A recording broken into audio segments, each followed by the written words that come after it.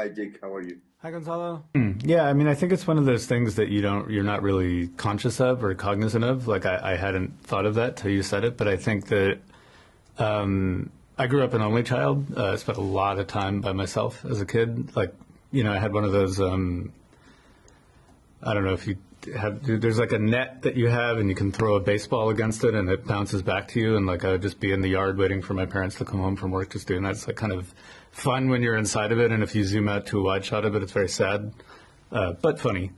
And I think that maybe there's a sense of like, I'm someone who has spent a lot of time alone. And I think that idea of opening yourself up to connection and this idea that, while it's nice to be self-sufficient, there's a lot of the world that can only really be born through this connection to others, that felt like such a, and that those are themes that are heavily in Beef, which I worked on. And, we brought a lot of those collaborators into this, and it felt resonant to the story as well, that it was about this group of people that had really become isolated, through whether it's sort of shame or trauma or things not working out the way that they planned.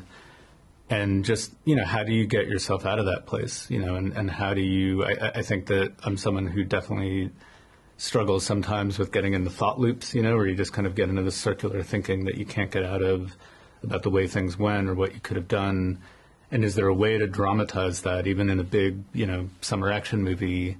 And that idea that maybe the only way out of that place is through others. I think, like I don't know, it's like when you're younger, I think it's easy to get caught up in these ideas of what you are going to become, and these visions of yourself in the future, and especially in film school and directors, right? Like there's this kind of myth of the great singular vision, right? But a movie is such an inherently collaborative form. I mean, it can't happen without others, the actors. Even if it's just you and a camera, you're filming someone.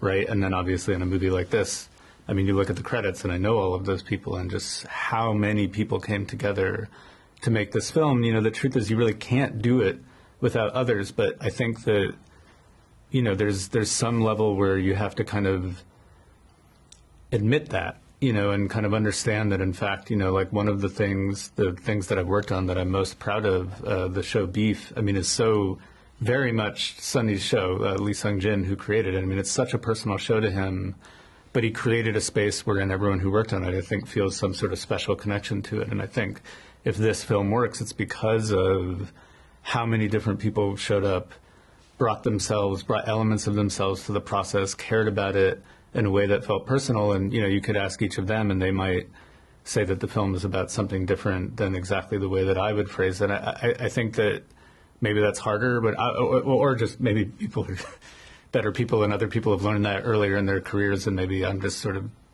starting to learn it. But I think that it felt like the making of the movie had some sort of resonance to the themes of what the movie also was about.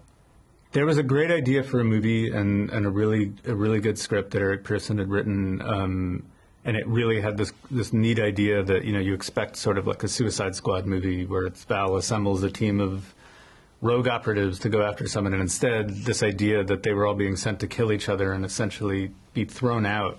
And I thought that was such a cool flip on what you might expect from a movie like this. I think from there, like when Sunny came on to write drafts, when Joanna came on to write drafts, like it was really about going deeper and deeper into the more internal sides of the movie and trying to find that kind of sense of shame or emptiness and how to dramatize that in more kind of surrealist ways, that we really honed in on. I think, I don't know. I guess maybe, I mean, this is like, we're just getting into therapy now, but I mean, I think that idea that, I think when you're young, you sort of maybe imagine that you're going to change, right? You're always looking forward like, okay, well, this is how I am and how I'm perceived in high school. When I get to college, it's all going to be different, or, okay, it didn't work out that way. Okay, when I get out of college, no one's going to know who I was or what I did, and I'm going to be a different person then.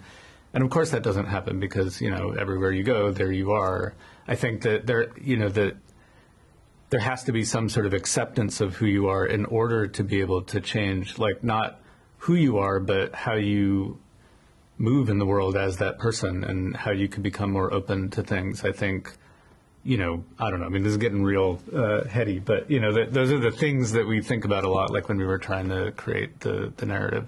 what's nice is that everyone involved, like really takes those ideas seriously, and it was important to all of us that it's risky, right, to make something about that on that scale, and then, the worst thing we could do is make a story about that and then feel like we sort of cheapened it or simplified it in some way, and so we were always very careful not to do that. But I think, the other nice thing about Marvel and the people that work there is that because they've earned so much trust as a studio, you're collaborating directly with Kevin and Lou, and if they understand what you're going for, and in a lot of cases encouraged us to go deeper into these ideas and make them clearer, then there's a lot of freedom to do that. It never felt like something that we had to sneak in there or fight for. It was always a collaborative effort to try and tell a story that felt emotionally resonant. And then it wasn't.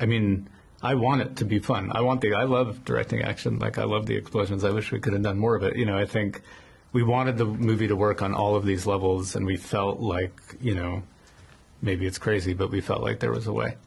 Thanks so much for your time, Jake. Thank you so much. Yeah, such a pleasure. Peace over. Yeah, thank you so much.